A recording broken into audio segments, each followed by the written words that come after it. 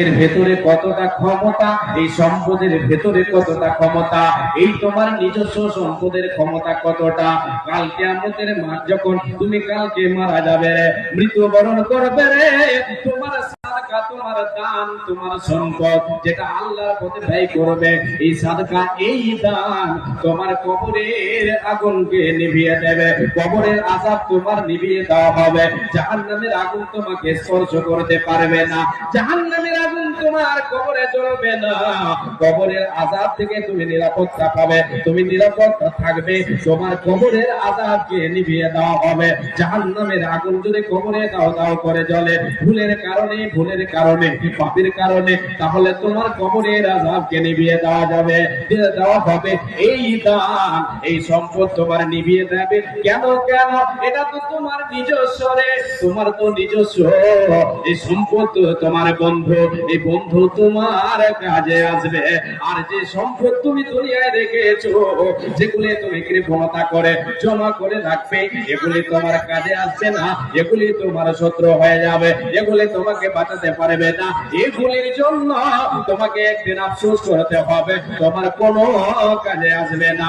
আল্লাহ রাব্বুল আলামিন বলেন, মুমিনরে কাল কিয়ামতের মাঠে হতভাগারা বলবে, মা আগনা আন্নি মালিয়া, মা আগনা আন্নি মালিয়া, হালাকান্নি সুলতানিয়া।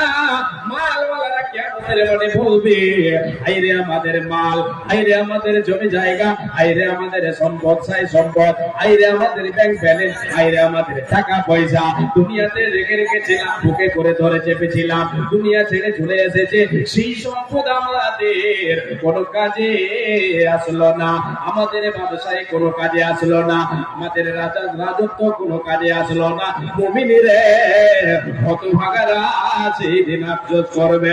এ মুমিন, মুমিন কখনো সেই দিনের আফসোসের দিকে যাবে না।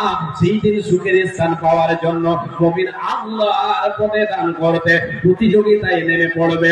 আমি দেব 10, তো ও দেখে দেবে 20। এইরকম করে মুমিনেরা প্রতিযোগিতা করবে। যেমন সাহাবীদের মধ্যে নিজের সম্পদ গোছাতে প্রতিযোগিতা চলেছে, দ্বিধা করেনি। আর মুমিন কখনো দ্বিধা করবে না, করবে না, করবে না। আল্লাহ মেঘের পান, আমি গাই তোমারি গান গো, আল্লাহ দয়া পান, আমরা গাই তোমারি গান।